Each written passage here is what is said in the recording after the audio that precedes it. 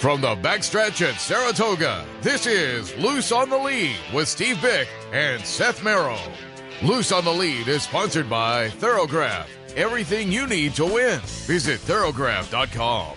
The new Colonial Downs and the Virginia Equine Alliance. Hill and Dale, home of perennial standouts, Curlin, Kitten's Joy, Midnight Loot, and emerging stallions, Violence, Bayern, and Army Mule.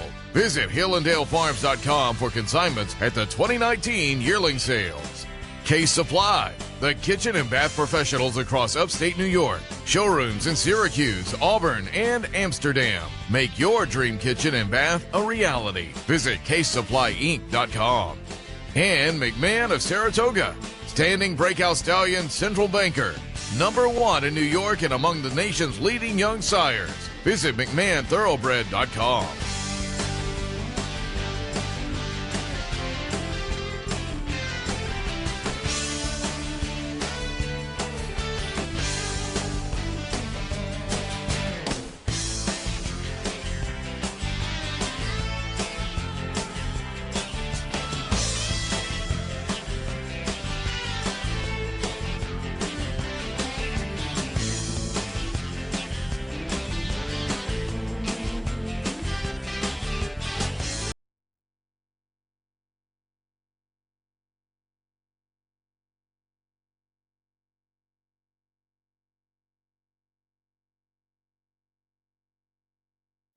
Good morning and welcome to Loose on the Lead, live from Saratoga on a Sunday morning. The last couple of Sundays I have been in here solo, but look who's back. Steve Byk, welcome back.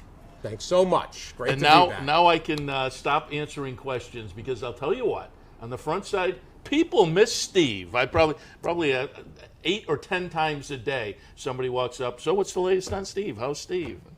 And now you can fill him in. I can fill you in. I've never experienced anything like this. Right at the beginning of the meet, there was a little obscurity, this left eye, and it seemed like there was like a finger kind of like pointing, like coming down above, like from the center. Hey, go to the optician. Oh, you've got tears in your retina. Okay. I said, is that better or worse than a cataract? The guy starts to laugh at me. He says, oh, way worse. Okay. He says, oh, you got to go see a retinal specialist. All right. That was 2 weeks ago Friday. I go to the retina specialist, and they say, oh, you've got a detached retina. We have to operate. I said, oh, all right. I said, can we do this after Labor Day? After Labor Day? They said, we'll do it tonight if we can get the operating room. I said, oh, boy. All right. So the next day is when they got us in. I'd never been under anesthesia, ever. We were on like 24-hour call. We get to... I was surprised it was like a late night operation. Late night. It was. We get there at 7. To Albany. Well, Albany, the eye people are the last. They're last on the list for operating room. Oh, I hadn't thought about scheduling. It's amazing, actually. There's 84, I think they said there's 84 operating rooms in the Capital District with, I think, 40-something at Albany Med. They are literally, the optician, these retinal specialists, they have to call around and beg for operating room space. So we ended up as the last operation at Albany Med that night. Go in at 9. The thing took almost 4 hours. So it's 1 o'clock. Did you ever see Jacob's Ladder, the movie Jacob's Ladder? Yes. Honest to God, that's what I felt like. You know, like what's his name? Tim Robbins. Tim Robbins. It was surreal. There was nobody else around. Just Tina and me, and and this team, and it was the whole. Let me tell you, the whole thing has been unnerving because you realize all of a sudden when you I won't be able to see anything. For people who haven't seen Jacob's Ladder, you don't want to feel your Tim Robbins in Jacob's Ladder. I can't see, and I won't be able to see out of the eye for a couple of months. And then which is unnerving in its own right, I would think. Well, then you realize, okay, you got 2 of them, kidneys and ears and eyes and a couple of other vital things that have 2, but it's this has been an experience. And then you have to lay, they put They put a. I don't think. Do people want to hear this? They put a bubble. There's like a gas bubble in there to hold the retina in place. Plus, they put a belt around the eye to reshape it. I mean, this is Wow. it's the whole thing is unbelievable. I mean, anyway, once they put that gas bubble in, you have to lay in a certain position for 2 weeks. That's what people said. And Which sounds torturous. it is. And I didn't even have to do the worst. The worst one is when they say you lay flat down. You have to lay straight down. I got to lay on my right side. And so at least I could, look a little bit at the phone and the computer and watch some TV. But this has been an experience. Then it took me another, several days to be able to sit upright for any period of time. The whole thing has been just crazy, and it's got to come right in the middle of Saratoga, right? At the same time, though, I got a little lucky because this gas bubble, 2 months, you can't fly. So it's going to have dissipated by the time we have to go out to California for Breeders' Cup. And then I thought to myself, what if this had happened in April, below the Triple Crown season coverage and stuff? So I guess actually, if it was going to happen, July, August, it might have been not so terrible. And I got to watch a lot of races, laying on my side and so forth. And basically was able to keep tabs on what was going on. But I appreciate everybody's unbelievably kind comments, and I got some gift baskets and. Literally every day over there, 8 or 10 people. How's Steve? What's Steve up to? So people missed you. Well, they've just felt bad that you've had to shoulder this burden alone, and be loose on the lead on your own, which I could come in dressed however I wanted, didn't have to worry. And we should tell people this morning how much you admired my tie. And I said, it's probably one of yours. You said, of course it's one of mine. And now I think I want it back. Well, because typically I call the ties for Sacco tie here. This one I didn't necessarily have, but I've got a couple of new outfits that will go well. May have to reappropriate some of my clothing. I have to. That's all in the backseat of my car. Exactly. You can go through. Exactly. All right, let's touch on some of the topics. We were going to get you by phone last week, and then something came up, but you wanted to touch on some news that came out just prior to that. You were certainly very friendly with Carmen Barrera. I have to admit, I did not really know her at all, but she was a horseman's relation, and you obviously with DT, and you have a horse in today, in fact, but you got to know her very well, so you wanted to talk a little bit about the passing, really the untimely passing of Carmen Barrera, who had worked at NYRA for 40 years, and you lose that kind of institutional memory. Everybody in the facility for a few days afterwards was just shocked and saddened. Well, we'll show some pictures.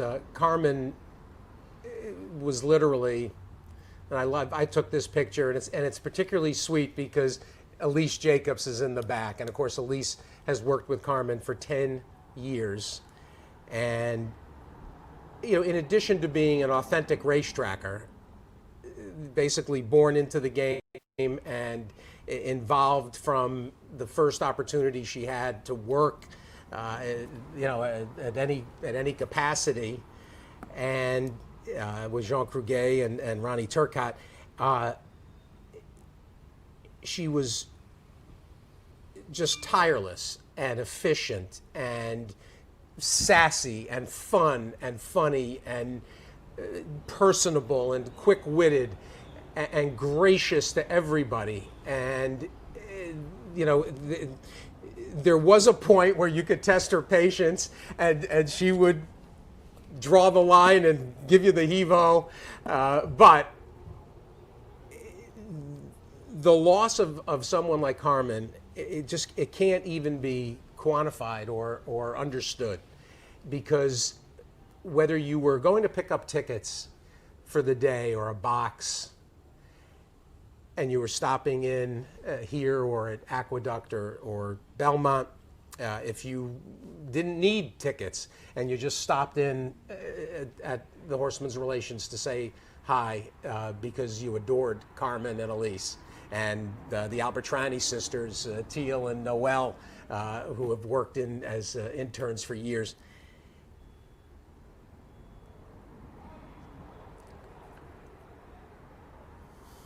Not having her there to see it will take forever to get used to, because at the age of 60, it's just not fair. Tina and I went down on Tuesday to the funeral of 300 people at St. Thomas in West Hempstead, and just we've all been robbed. It seems every summer we lose somebody. Last year was Selma Braithwaite, who wasn't as more of a behind the scenes internal institution here, but Carmen was in many ways a face of the Racing Association, and people from around the world. She was the first person in a lot of cases when they came to New York to race. She was their contact, and she was the person that they got to know immediately, and she put on just a perfect New York kind of continence for everybody, and just more than will be missed. Can't be replaced. The facility the day after and for a few days after, everybody was forever buzzed and saddened and shocked by the situation. All right, I see Michael Dubb is here. You want to head to a break and bring Michael on, and then touch on some of the other topics as we move along? We've got a bunch of things. We got things from Michael, including the BCCA, the Belmontchildcare Association gala coming up, and of course Michael having another good meet.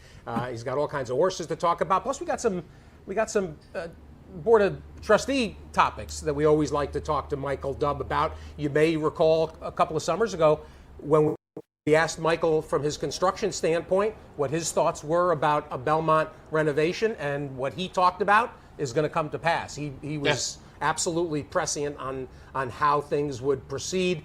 Michael Dubb joins us later. Gary Gullo, after Michael, Gary here to pay tribute to his longtime pal, everybody's friend.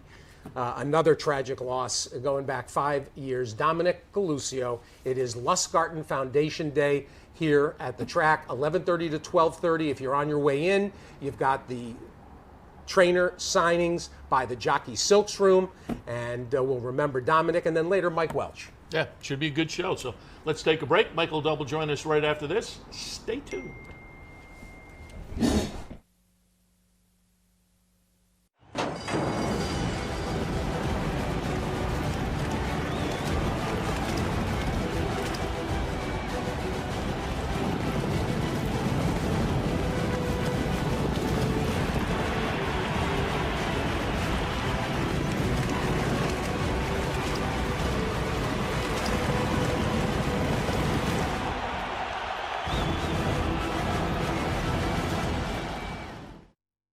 Got it. Watch me. I got it. Hey! I got something that makes me want to shout. I got something that tells me what it's all about. I got a move that tells me what to do. If you don't, brothers and sisters, then you won't know what it's all about. In a recent study of some of the top online wagering sites, Capital OTB won big in total player rewards, far surpassing some of the best-known wagering sites in America. While other rewards programs simply offer you points redeemable for gift cards, Capital OTB's rebates are paid to you in actual cash. Plus, Capital OTB gives you full and immediate access to your money. So if all you're getting now are points and gift cards, join Capital OTB Player Rewards today and get cash back. Visit CapitalOTBBet.com and sign up today.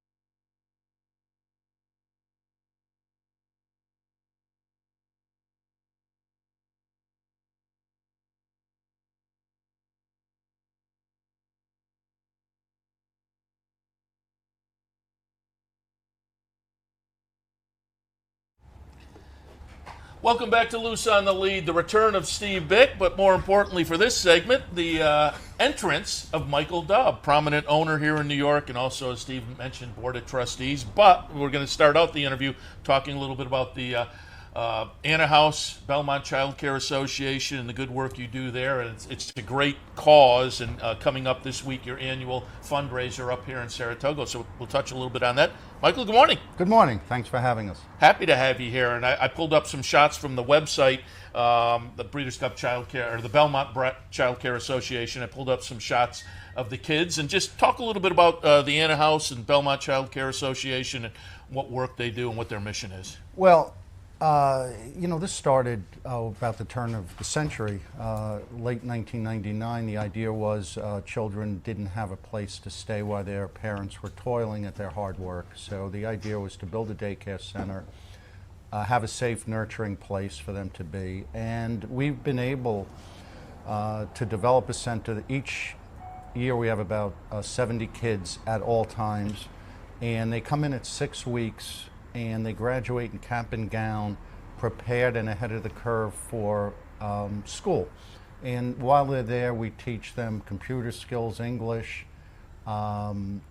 gardening, chess, and even engineering, math. And the children come out so confident and with such a great foundation. I always tell people I'm a home builder, and you can't build a good home without a foundation. And these kids come out rip-roaring ready. So it's just an incredible thing. And there are people. These are the future people. So many of them are interested in the backstretch.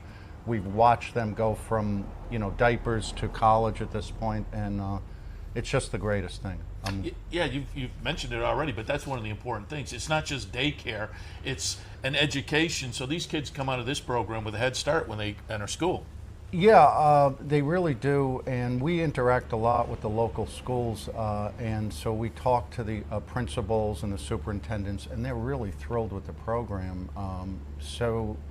We keep doing that, and besides that, we do after-school program, we do programs for the parents, English speaking. It's a 9,000-foot facility, and we're always concerned about using it to its highest and best capability. So we open it to the backstretch. We also do parties at Christmas. We have 400 kids. We collect gifts so they can give to their siblings and their parents. And we're always there for the backstretch community. And I think we have the website address up, so if people want to donate, apart from the gala, and we'll mention that, but also you mentioned the Christmas party. Go at Christmas time and get the information as well. I try to send some gifts every year. I think it's a great thing you do at Christmas time. As you say, you can send gifts, and then the kids come in and they get to pick gifts for their siblings. I think that's a great effort down there. They do. Libby Imperial, our president, does a phenomenal job. We turn the daycare center into a mini shopping center, and the kids just go crazy picking out things for their siblings and their parents, and it's just so gratifying. Promo the fundraiser that's coming up this week, because again, annually it's one of the more popular events up here at Saratoga, and this year out at Saratoga National, and I'm assuming like previous years it's a more casual and kind of fun event. Yeah, we're not a jacket and tie, although you're welcome to wear a jacket and tie. The most important thing is that you come and you participate. So many people support the daycare center over the course of the year, and yes, it is a fundraiser, but it's a little bit of a celebration. We come together, we get to share, people get to take pride in what they've contributed to, and this is a real hands-on thing, because you see the kids and you see the parents, and everybody leaves there feeling really good. Yeah, it's, again, a great effort down there at Belmont. Game plan is a similar facility up here? Yeah, we're looking, not quite as big, at doing a facility on the Oklahoma side, about 3,500 square feet. Naira is struggling right now to attract horsemen, and we can certainly help and do our part by making life a little easier for people who bring their families and want to be with their kids, and that's our goal. Yeah, I think it's a great effort, and I think it's kind of become a model for the industry. Yeah, I would like to hope so. There's nothing more important than taking care of the kids of the people who give so much to our industry. Absolutely. Steve? Simultaneously, Michael, we can maybe use that as a partial jumping off point on a topic that hasn't I don't think, been widely reported as of yet, and that's some of the difficulties that the horsemen are experiencing. We already know that a labor shortage, enough of a problem, not just in New York, but nationwide, when it comes to the horsemen's support. But the labor board and their, at this point, hyper-aggressive attacks on horsemen here. We understand Dallas Stewart has packed up and left the backstretch and taken his horses back to Kentucky. You've got several barns that are going to be. We already know about the high-profile cases. Steve Asmussen and Chad Brown have been just almost really harassed at this point. Gary Siaka, Linda Rice, George Weaver, John Toscano. The circumstance, and I suppose Joe Applebaum is as much a guy to talk to about this as anybody. What's your take? You deal with state agencies in your construction business constantly. What do we do domestically and specifically in New York to stem this? Look, I don't want to digress from talking about racing, but I run a large development and construction business in the state of New York, and I constantly tell people the easiest thing I do is build, the hardest thing I do is government. Dealing with the numerous government agencies, and we're feeling it in the horse racing industry, we're feeling picked on, but I can tell you it's not limited to this industry. Now, you take that and you look at our workers' comp rates that are more than double other states like New Jersey and Kentucky and Florida. You take our minimum wage laws and everything else, it's very, very hard for our horsemen to survive. I have spoken vehemently that we need to create a system to assist our trainers. Our trainers are really guys who produce a show, and we're all in this together. And we, meaning NYRA, is acutely aware of the issues and the problems. We can't control state government, but we can deal with it the best we can. And we have to assist our trainers in any way we can. Now, Joe Applebaum, Martin Panza, they've done a Herculean job on the workers' comp issue, but there's so much more. But our problem is we play in a national arena, and horsemen have a choice. And we still put on the best product in the country, but every single day it's a battle. It's a battle for the horsemen, it's a battle for NYRA. It's just a battle, and you articulated it very, very well. But I will tell you that NYRA as a board is acutely aware of the struggles the horsemen face, and believe it or not, sympathetic to it and want to help. Sure.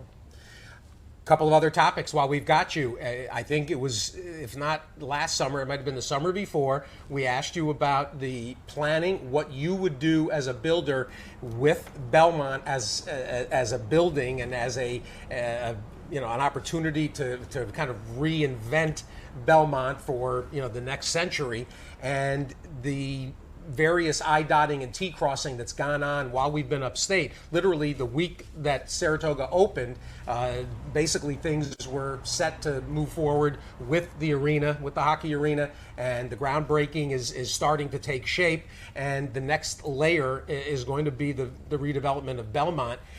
You predicted, I said to you, what would you do? Would you raise the building or would you gut it? You said gut it, and that appears to be the right answer. Talk about where the board stands and David O'Rourke and the planning that is going to go into the next half century of racing downstate. Well, those are great questions. So Belmont Park, that building, built in the 1950s, is 1 million square feet. Now, in the 1950s, there was no competition for horse racing. Horse racing was literally the only form of gambling. It was a huge entertainment vehicle. So the challenge here is, what do you do with 1 million square feet? Is 1 million square feet of building viable? So one of the debates that we will be having is, do we literally make the building smaller? Do we find ways to repurpose it? Now, when you go to arenas around the country, they're different than they were 25 years ago. You go to a sporting arena. We have in mind to make Belmont in this century a place that people want to come to, find it fun to come to, not a place that has big hallowed halls except for Belmont Stakes Day.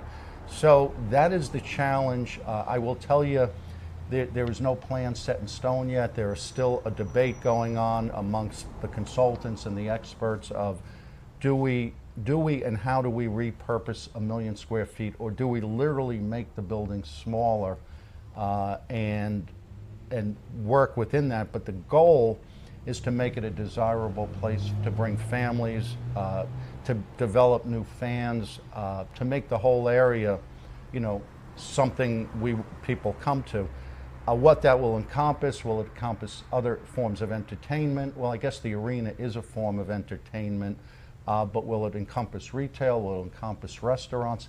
I can't specifically answer those questions right now because they're not set in stone, but these are what we're debating, and these are the debates we're having right now. Well, and virtually all of the support mechanisms that I think NYRA and racing interests could have hoped for have all those ducks have fallen into a row, including the Long Island Railroad and their addition of a full-time Elmont train station, which really kind of came as a little bit of a surprise that they had resisted it. And regular train service has got to be a positive for whatever direction the rest of the building takes. David O'Rourke, Belmont Week, suggested there could be office space in there, and if there's regular train service, suddenly the whole plant, not just for the hockey nights and the concerts and the conventions, but virtually 364 days a year, you're going to have a very active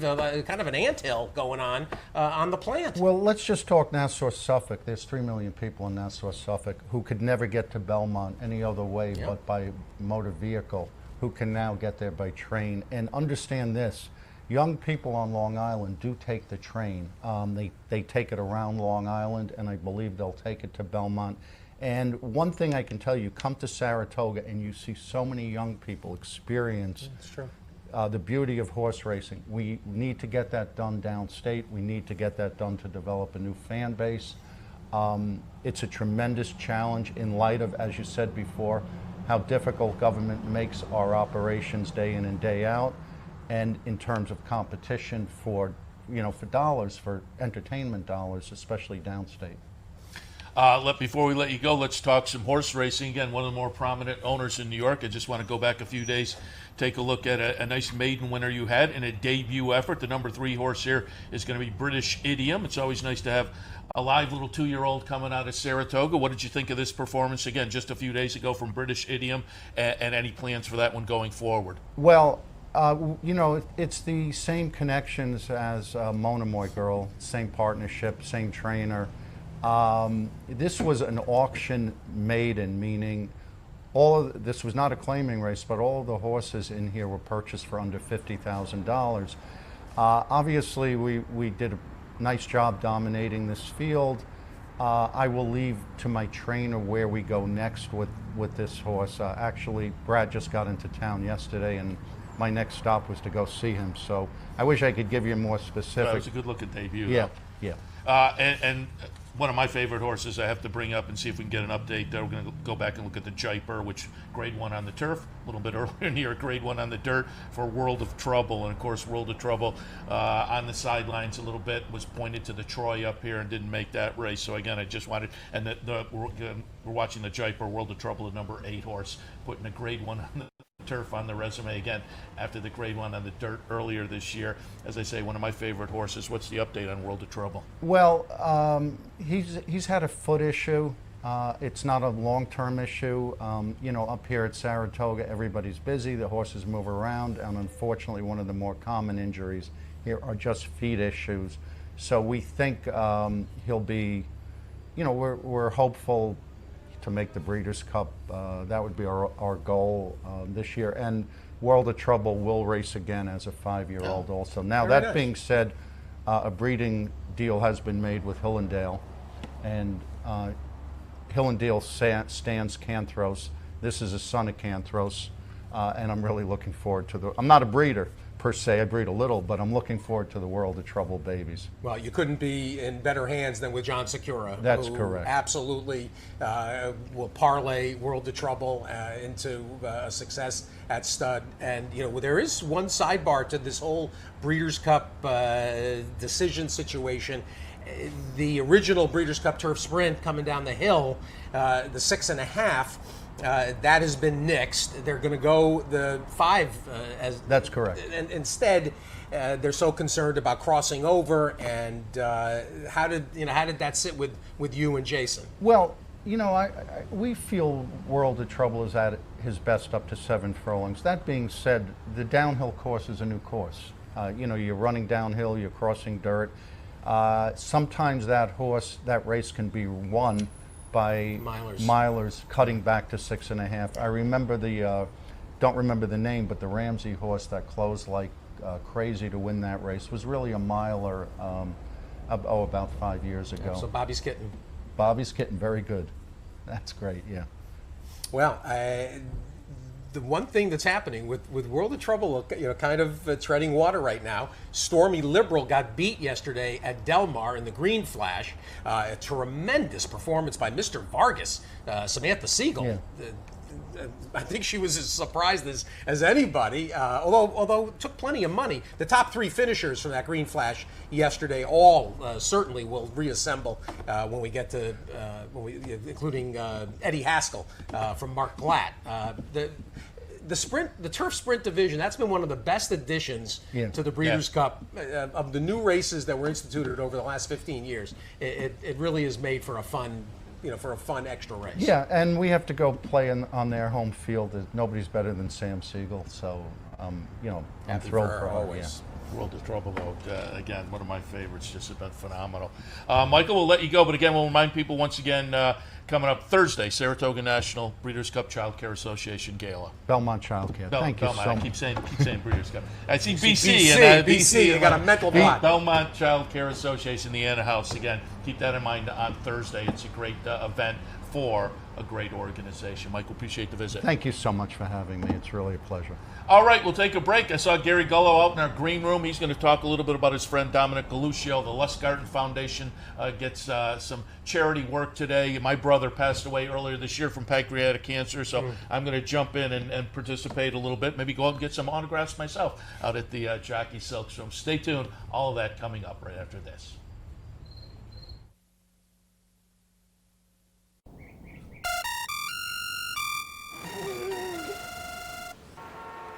Come on. I want sales reports on my desk by Monday. Whoops. My bad. Love racing? RTN brings you every live simulcast on your home television, plus live video streaming and race replays on your PC and mobile devices. To order, visit rtn.tv.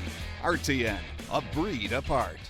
Where's the best place to find your favorite teams, your favorite food, daily drink specials, and wagering on live horse racing? Legends Field Sports Bar, 711 Central Avenue, Albany. Get your game on day or night with 75 flat-screen TVs, tournament-style pool tables, a private banquet room, and live horse racing. So if someone asks you, where's the best sports bar in the capital region? Tell them Legends Field Sports Bar, inside the Clubhouse Racebook, 711 Central Avenue, Albany.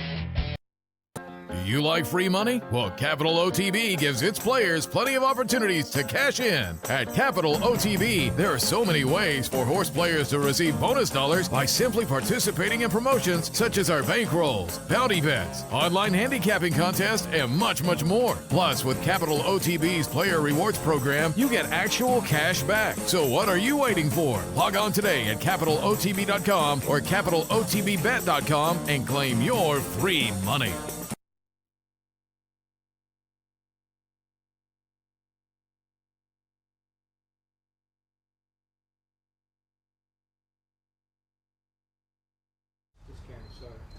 We're back on Loose on the Lead as the camera team grapples. Look for the red light. Yeah, look for the red light, exactly. I was trusting my judgment.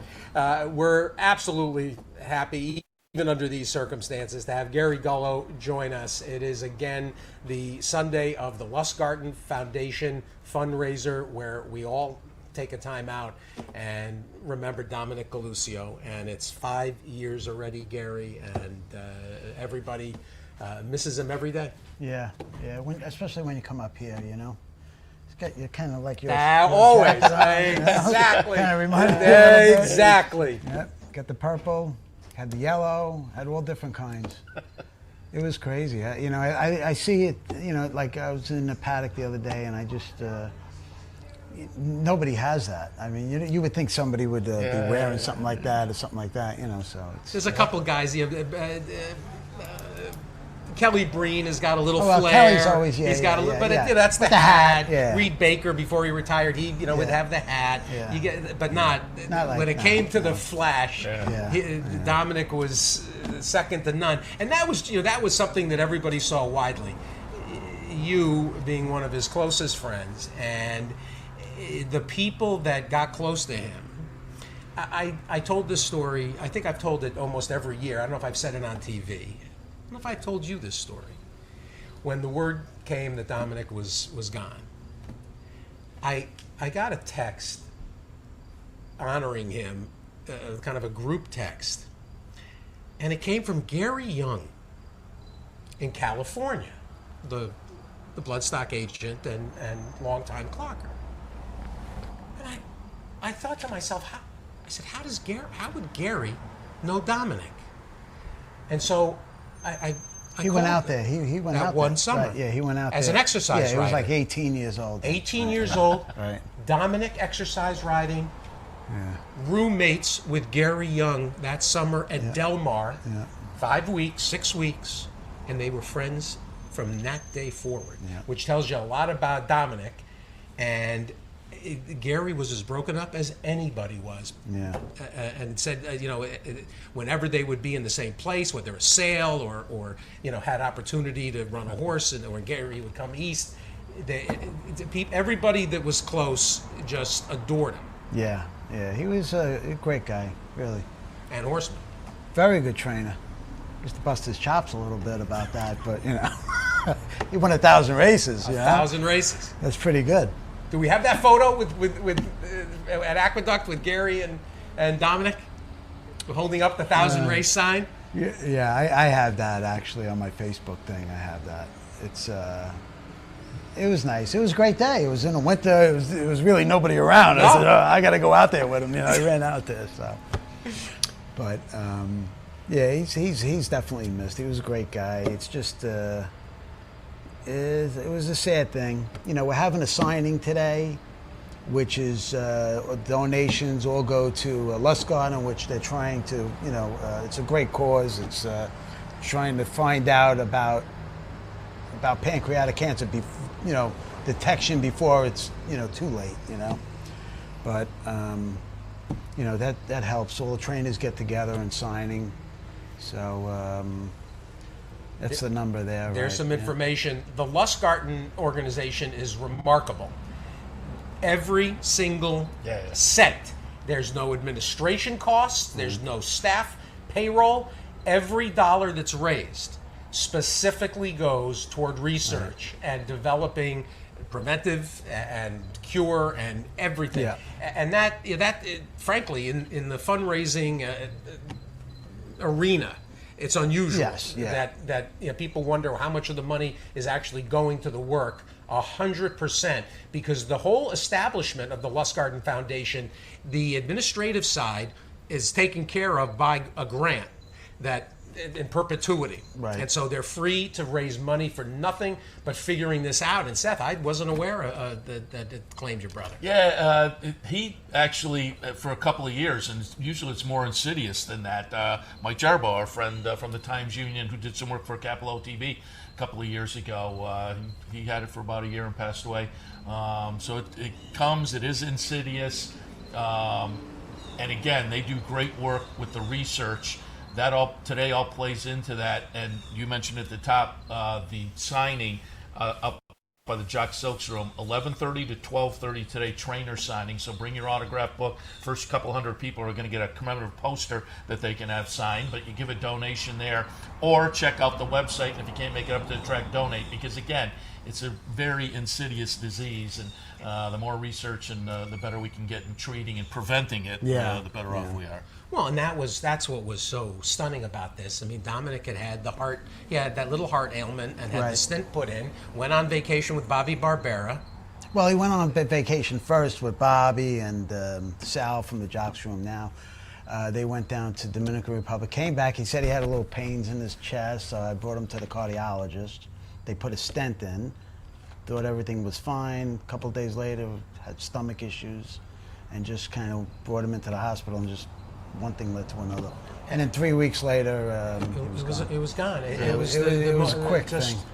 But this Lustgarten Foundation is something that would detect this thing earlier on. I mean, it's something good. My daughter, Maria, kind of found this, and this is how things kind of started. Because, you know, like you said, with a lot of these places that they take, you know, they only 50% of it goes, but this is 100% of any donation. If $10 you donate, it's $10 going towards that. So, which is it's a great thing. Steve, as you said, that's not usually how it works, but they do have that foundation, the grant that takes care of all the administrative costs. So again, keep that in mind for today with the jock signing. Go to the website and donate that way. Gary, before we let you go though, wanted to talk some horse racing because you had a nice maiden winner earlier in the meet. We're going to take a look at number 5, Big Q. This goes back literally to the beginning of the meet.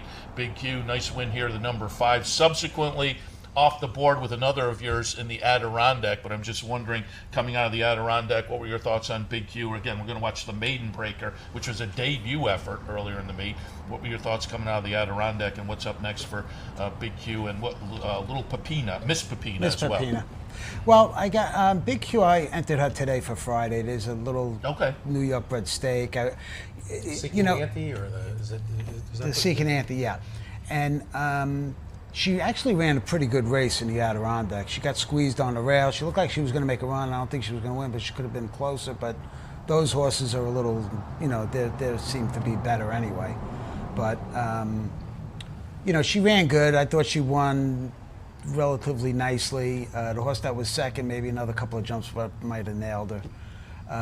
But you know, I think she'll do well in the New York bred company. So we'll look for that one Friday. What about Miss Pepina? Friday. Miss Pepina, I was thinking about running her back in a spin away. Oh, okay. She ran good also. I think she, you know, it's hard for a 2-year-old, I believe, that, you know, they break in front and they go 1/8 of a mile in front, and then he takes her back and then goes wide, and she didn't really have that punch that she needed, but she only got beat 2 lengths in there, so, you know, we'll see how things go. Very good. Steve, anything else? Well, I want to find out about Manage My Credit coming up later in the week. Well, you know what? She's okay. She's, you know, I think she'll run good. She's only also eligible, so we need a scratch. But she's all right. She's kind of average, I would think. You know, she might need a race. How about the allowance? Bustin Hoffman, one of the funnier Bustin Stones named horses. Bustin Hoffman is, he's got a good post. I like him on the outside. The only thing, it looks a little bit tougher race. I don't know if he's that good. Weather this week, by the way, you can see. I got another horse in too. Who else? Rejected again. Yeah, that one looks good. No, see? He's an easy read. Yeah. You want to play poker with him, not with Kieran McLaughlin. That's true. He's sharp, Kieran. Right? I love it. All right. Gary, we appreciate the visit. And again, taking the time to talk a little bit about your buddy Dominic Lucio on a day where we're going to honor him and the Lustgarten Foundation again. Guy who knew how to have fun. Yes, he did. Johnny Walker Blue. Gary, again, appreciate the visit. Thank you. Thank you very much. All right, we'll take a break. Mike Welch out in our green room now. We'll cover some of the stakes action from yesterday and more. Stay tuned. It's been home to some of the sport's biggest moments, monumental achievements, and extraordinary records. At Santa Anita, we'll set another before the first gate even opens, as the Breeders' Cup returns for a record 10th time. This November, the stars will shine. Champions will be crowned. And when the unbelievable happens, you'll want to be there to see it. The Breeders' Cup World Championships. Visit Rivers Casino and Resort, the Capital Region's only destination for live table game action. and the hottest new slots paying out millions.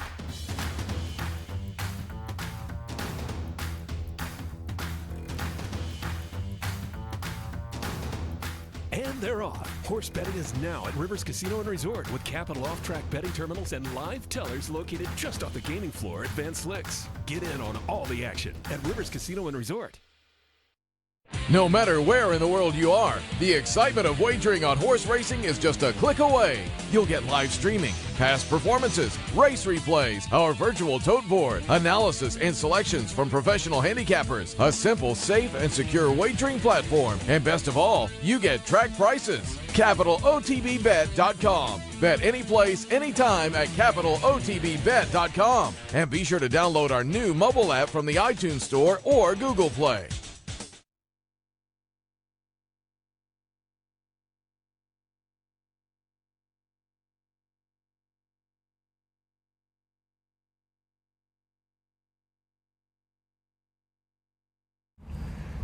Welcome back to Loose on the Lead. Happy to be joined now by our friend Mike Welsch from the Daily Racing Forum. We'll talk a little stakes action from yesterday and more. Good morning. Good morning.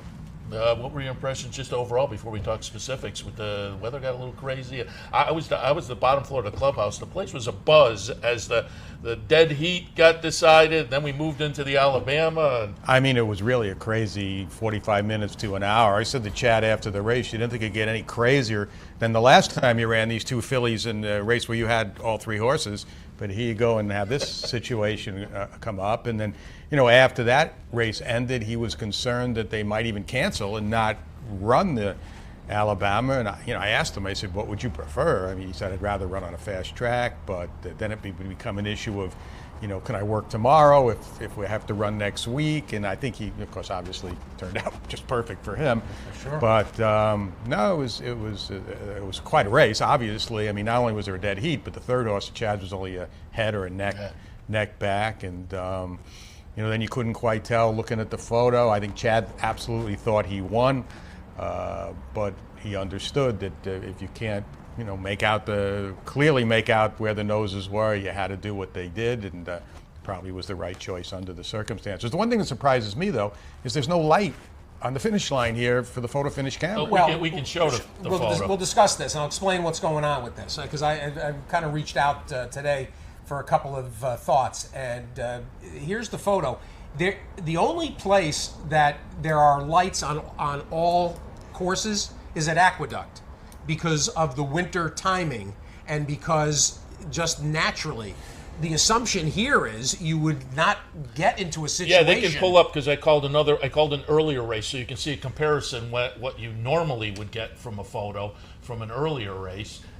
It's night. It is no pun intended, night and day. Now, when you look at the two horses in the photo, it clearly looks like Graham's horse. It herself was by the jockey easily in front of the other horse, but obviously, the noses are different, heads are down and up, and you from this, you really can't tell. And I think the stewards just ultimately decided to be fair to the public.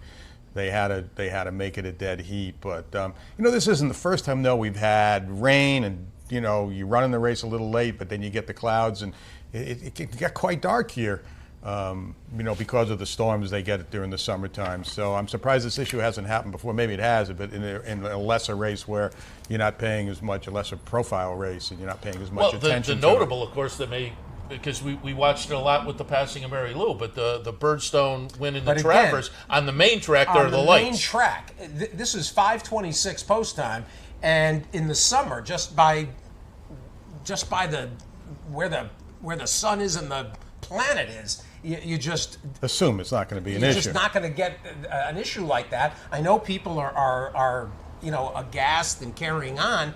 It feels like the explanation was the fairest scenario. Even when I spoke to Chad, I mean, the first couple of minutes after he came into out of the rain, and he and Graham were talking a little bit, I think he was a little upset because he really thought he won. And then the more he thought about it, he realized that, and so did Graham. If this is true. This is the fair, if they really can't see, you got to do it this way. So, and of course, a half hour later, he probably wasn't even thinking about that anymore after he won the Alabama, and then a few hours later, Canterbury Park wins, right? the Del Mar Oaks. Wasn't such a bad day after all. Why don't we take a look at the Alabama stretch run of the Alabama yesterday? Dunbar Road's the number 1 horse, Point of Honor number 7, Street Band number 5. I kind of kicked myself that I didn't jump in for the exacta a little bit better, $15.80 for what looked to me like the 2 logical horses. I had them flip-flopped. I put Point of Honor on top, but at Dunbar Road, again, the number 1 horse looked pretty good. Chart margin of 2 3/4 lengths. I mean, the problem when you handicap this and think these are the 2 best horses, that's on a fast track. Yeah. You know, the conditions really changed here. You don't know what to expect. Besides the slop, you know, we've seen this track, you know, change to the point where the rail, you know, is not so good sometimes after it rains like this. And these 2 horses did come outside, and maybe that was the case. It's hard to say. And we're going to watch close today and see how the inside plays early in the dirt races, and there are a lot of dirt races today too. So we've had some issues here as far as the inside being dead on the main track. So that could be something people would want to watch today. But you know, take nothing away from the winner there. She was magnificent, and now it gives Chad a pretty good 1-2 punch in that category, in many categories, but that one to say the least with Corona. It seems like they're the 2 at the top of the 3-year-old. It seems like it's going to be a slugfest between those 2 for the honors. Absolutely. This was a masterful job by Jose Ortiz too, to make a decision early, coming out of the gate when there were a couple different horses kind of grappling early, and you know what he was trying to decide, you know, do I go on with it?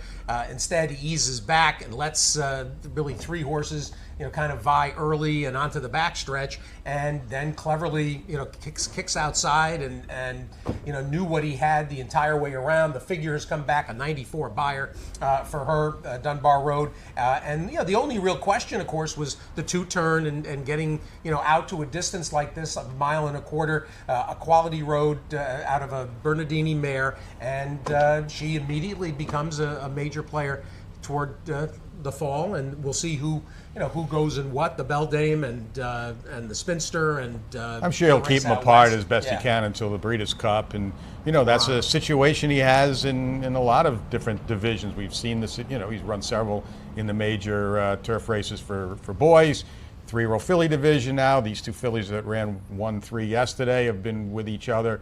Now he wins the one out on the West Coast as well. So you know, you walk down that shed row, it's just 1 star after another in the Chad Brown barn over there at Oklahoma.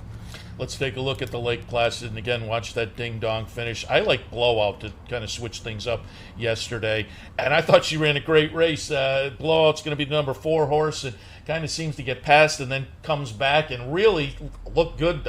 50 yards from the wire, but Regal Glory and Varenka both make late moves, and they go ding-dong, and again, standing in the bottom floor of the clubhouse as they showed this replay over and over while the stewards looked at the photo. The crowd, it was one of those, oh, every time, the roar. It's a heads up and down, ding-dong finish there. And again, because of the photo, they eventually go dead heat with Varenka and Regal Glory. And as you noted, only a neck-back blowout. Yeah, Chad did not want Blowout on the lead.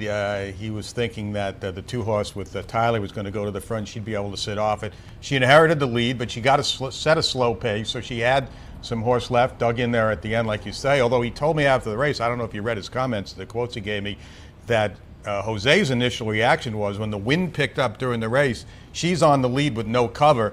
The wind affected her the most. He said he had a little trouble steering her on the turn.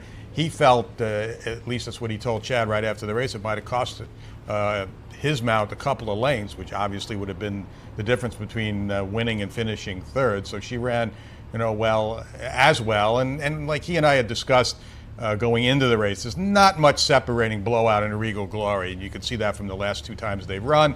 The trip is usually the deciding factor in these kind of races, and probably every time they meet, the trip will be the deciding factor because they're so closely matched. Yeah, the weather was funky. I mean, it didn't really start to come down until after the race was over, but the wind did kick up, and at the middle of the race, I thought, looking at the video, it had started raining out, but it wasn't. But I looked back behind me, and it was raining behind the clubhouse, so it was a fluky kind of a situation. Yeah, it really was a weird dynamic for that race, and then leading up to the Alabama. Of course, the the surface changed. It reminds you of the Whitney last year. All of a sudden, that Yeah. rain came up and right. just changes everything, And people, are betting the pick 5s and the pick 6s, and at the time they're betting them, there's no thought that you're going to be catching a sloppy track for the last 2. So, nothing you can do about the weather, unfortunately, and you can even watch the forecast. And sometimes around here, a lot of times around here, it's tough to predict what you're going to get. But things can change in an instant when it comes to track conditions here.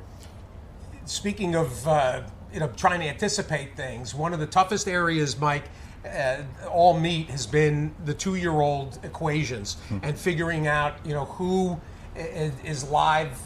We had an interesting maiden group go yesterday, 6.5 furlongs, a highly anticipated debut by Candy Tycoon.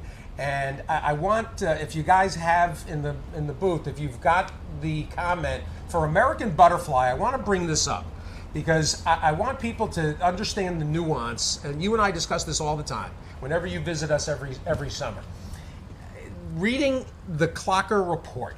Now there's Dunbar Road, but if you could, you put everything's kind of chopped into this at once, including Andy Harrington. The American Butterfly comment is what we need. The Dunbar Road had been just a series of absolute raves. Right. I mean, B+, B+, B+, B+, but it goes beyond the grade. You cannot just look at the grade and say, oh, this one got a B, that one got a B-, and I'm going to go with the B. That's not the way this works. You have to read, and I thought the comment, the reason I included American Butterfly, had to pick American Butterfly third in that race because Candy Tycoon and Irish Mias both were more likely winners. However, your comment was about American Butterfly, rider up in the irons, earns the bullet without much ask. And that was Donald Harris. It doesn't matter, the whole team, it's a collective effort when it comes to the Clocker report. But you've got to read the comment and be able to then incorporate it into your general handicapping principles. This was a second-time starter, a horse that obviously was well-bred, the American Pharaoh, and it just felt like this was a horse making a second start that had to be considered. And for me personally, including him in the multis and picking him third, it ended up being very fruitful. And if you read the comments on Candy Tycoon, very subtly in the Gateworks, the gate. I think That's both right. Gateworks, we mentioned how he hesitated a little bit coming out of the gate. Now he was so quick though, and of course with only one other horse in the gate, you're not going to get blocked like he did yesterday if you don't break real sharp. He was just shot away. But yesterday, I don't know if it was him hesitating a little. I think he got kind of pinched and knocked around a bit. But then he got in behind all that traffic, got a lot of dirt in his face, and it just the rider had nowhere to go. But those things, that's what happens in these races, especially with first-time starters. You break bad in those races, anything can happen. Well, and later in the day, there were 2 important maiden special weight races yesterday on both coasts. And the race, the 6th at Del Mar, the Andy Harrington comment that was there from National Turf. And I bring this up, and frankly, it's a little self-serving because I picked Ginobili, and we had talked to Richard Baltus on the radio about 6 weeks ago, and he said Ginobili was one of his horses for Del Mar. The horse debuted, was second choice, did not run well in his debut. Horses making their first start, it's usually forgivable, and the biggest improvement you see in horses come typically in their second career start. Well, here was Ginobili running against a pair of big Baffert types, and he ends up going off at 19-1. Andy Harrington had raved about how he came out of his first, a race that he would have gotten a lot out of. These are anatomies of how you win. And okay, you have to spend an extra $10 for the Clocker report, for DRF or for National Turf, but that $10 is made up very quickly. And on a card like yesterday, this was not your only positive impact. There was a horse that ran big I'm going to forget who it is, but you had a horse run second at a big price that had all kinds of positive comments. I'm drawing a blank on who it was. I am too. I'm already on Wednesday. So exactly, you're down the road. But this is how you win and how you offset the takeout. You have to do a little extra work, and you've got to kind of figure things out. Higher Power yesterday. 9-1 in the Pacific Classic. Another horse that was working lights out. John Sadler is now working horses the way Baffert does. He's got horses working 6 furlongs on paper, galloping out 7 and a mile. And I thought Higher Power yesterday was a key horse, and sure enough, he destroyed the Pacific Classic. He absolutely did. And I didn't see the reports, and I didn't see what they had on the other members of the field. So, sometimes that comes into play. You get 3 or 4 that are training good, it becomes a bit of a conundrum from at least a workout standpoint, not to mention the handicapping part of it and the figures part and everything else that goes into it, pace scenario. But I think we've had a pretty good meet with our stuff. I know we have a report out in the West Coast too. Andy Harrington does a terrific job. We have Toby Terrell out there, and we've got a report as well out of Del Mar and Santa Anita too. So get a chance, take a look at that if you're playing Del Mar one day. The DRF Del Mar report. How about some upcoming? We want to talk a little bit about Travers weekend? Yeah, I mean, it's an interesting dynamic here. The Travers, at least from a workout standpoint, we've seen a few on the main track. We've had a few over in Oklahoma. There's a bunch that we haven't seen at all. From the ones I've seen on the main track, I thought Tax was very, very good here in his final work the other day. He took some dirt. He came up the rail, finished strong. He's a much different horse watching him train here than when he trained at Belmont going into the Belmont Stakes, like night and day. And he couldn't be doing. He had the hoof issue too. He had some problems there, yeah, obviously. But whatever they did, whatever kind of shoeing they did to correct that problem has worked. He ran super in his last race, obviously, and he's coming out of it. He looks great. I mean, you got to like the way he's coming into the race. I thought Highest Honors has been very good on a weekly basis over here for Chad. I really like what I've seen with him. He looks like he's sitting on a big race. On the other side, you have Code of Honor, you have Tacitus. Tacitus, I haven't seen him. I've got Donald over there. I haven't seen him over here, but I was talking to the guys over there. It's just like with Tacitus, what you see is what you get. I mean, he's very good and steady worker every time. You pretty much get the same thing out of him. He put the blinkers on yesterday. I'm not so sure from the reports I get whether it made a big difference, but he seems to be doing well coming into the race. I talked to Shug before I came over here. He's very pleased with Code of Honor. So this is going to be a terrific race. I mean, the one element now that's going to enter into it, it's going to be an 11 or 12 horse field. So post position and that run to the first turn, with a 7-8 horse field, not as much of a difference, but you got a dozen in there if it comes to that. I think we have 11 definite, and spin-off is a question mark. And Owendale isn't in town? He's not in town, no. I think he's having his final work at Churchill tomorrow. So, there's going to be a lot of nervous faces at the post-position draw on Tuesday if this 11, 12 horse field holds up.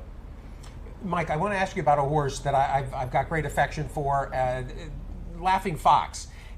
Never really had a chance in the Jim Dandy, smallish field, didn't get a lot of pace. What have we seen since the Jim Dandy from him? Well, he's on the other side too, so I haven't seen him.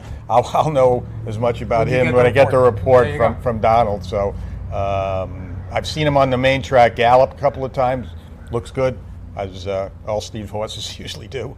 And like I said, it's a really wide open race. You almost demand to take some value in there because I think you've got at least 5 or 6, if not more, when I finally sit down to handicap the race after they draw the post. But you'll have a lot of live contenders to choose from. How about Endorsed? Let's might as well touch on the other horses that are local. And, well, of course, Endorsed is over here at Green Tree, so you don't get to see. No, he worked on the main track the other day. He looked good.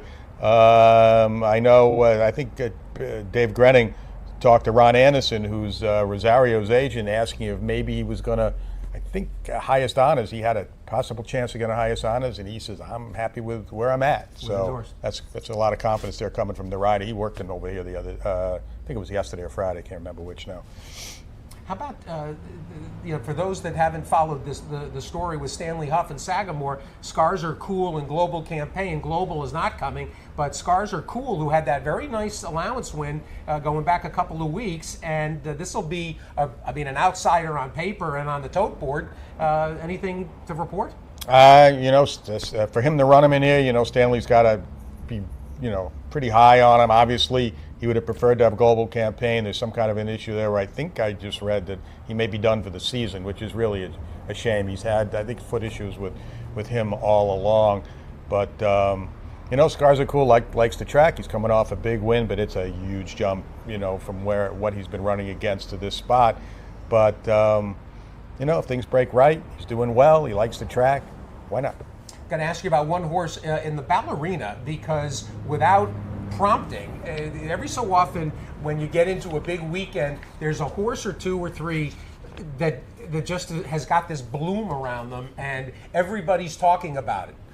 Come Dancing apparently is got like a glow around her every time she goes out to work. I've never seen a horse get talked about during one meet the way she's being talked about. The one thing about Come Dancing, though, if you recall from last year's reports, she's been a terrific workhorse all along. I mean, I know all the clockers bet on her the first time she, in her maiden win because she had worked so well going in, and she's continued to do that. But she's really eye-catching here the last couple of works. She worked out of the gate last week. I think it's going to be an A- work when the grades come out for that. She couldn't be doing any better. She worked on the dirt the other day. It was a 3/8 blowout. She just kept going and going and going. Full of energy. Just love to see that in the filly. So, interesting to see how the pace scenario will work out for her, if she's going to get challenged by somebody or if she might be able to get loose on the lead. But she couldn't be doing any better. Do you have a working list for the Ballerina, or just the I ones do you're not. covering? Okay. Yeah, I do not. All right. Well, we'll worry about that as the week goes on. Anything to help us with today? People should be aware we've got almost $500,000 in the Empire 6. 438. The only day to play it is on distribution day. Today is a distribution day. All the races that have been scheduled on the turf for the sequence are now off the turf. The only turf race today will be the 4th, the filly and mare allowance on the inner, going a mile, but then the Empire 6 starts with race 5, and so races 7, 8, and 10 are off the turf. So the whole sequence is on the main track. Yeah, I really have to go back and look and wait. I was waiting for scratches to go back and see. In the Summer Colony, though, which is a mile and an eighth on the turf, Pacific Wind has looked great for Chad. Got the inside post. Blue Prize, I haven't seen, obviously, but, her form speaks for itself. And Vexatious, I thought, here's an interesting horse who's been doing all the running on the turf.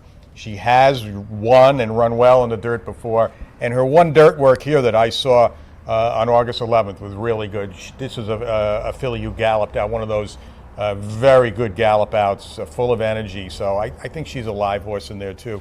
Is she good enough to beat Pacific Wind and Blue Prize going turf to dirt in here? It's hard to say, but I think she's going to give a good account of herself. There you go. All right. Wrap it up.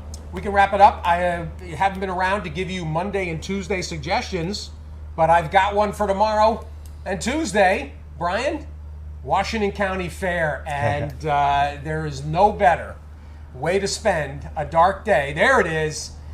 It's all there. The baby animals, the racing pigs, everything you could want. One of the oldest county fairs in the country, the Washington County Fair. You just take 29, take Lake Avenue all the way out, past Schuylerville, then go over the Hudson. At the top of the hill, there it is, the county fairgrounds. You will have a riot. How about some maple cotton candy? Sounds good. Harkens me back to my fair days, except my racing. fair days there was racing. Yeah, you got to bet and eat the cotton candy and the sausage sandwiches and the whole deal. But no more of that anymore, unfortunately. Well, we're still holding out hope that the Great Barrington deal comes together.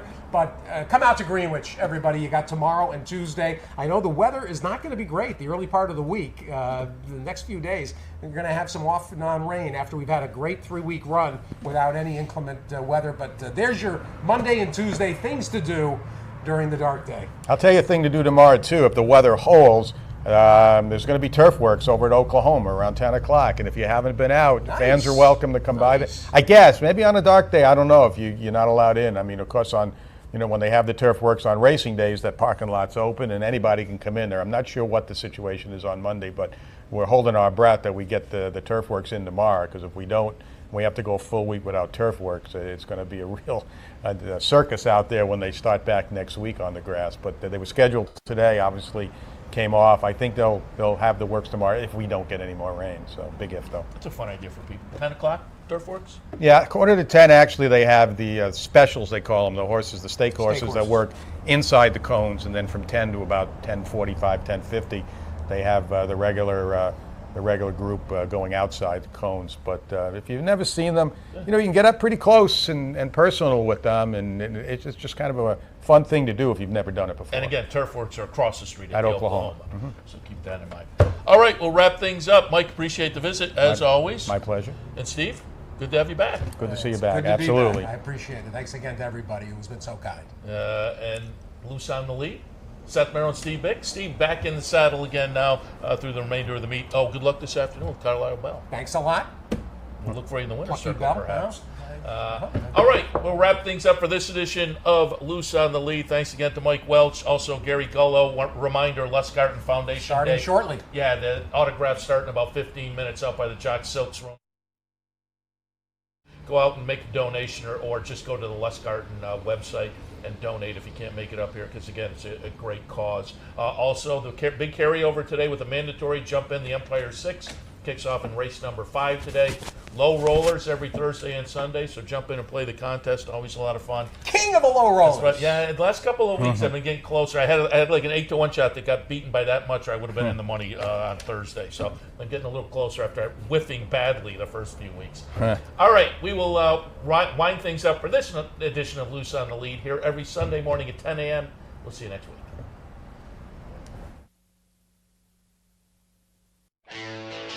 From the backstretch at Saratoga, this is Loose on the Lead with Steve Byk and Seth Merrow. Loose on the Lead is sponsored by Thoroughgraph. Everything you need to win. Visit thoroughgraph.com. The new Colonial Downs and the Virginia Equine Alliance. Hill and Dale, home of perennial standouts. Curlin, Kitten's Joy, Midnight Loot, and emerging stallions, Violence, Bayern, and Army Mule. Visit hillanddalefarms.com for consignments at the 2019 yearling sales. Case Supply, the kitchen and bath professionals across upstate New York. Showrooms in Syracuse, Auburn, and Amsterdam. Make your dream kitchen and bath a reality. Visit CaseSupplyInc.com. And McMahon of Saratoga, standing breakout stallion Central Banker. #1 in New York and among the nation's leading young sires. Visit McMahonThoroughbred.com.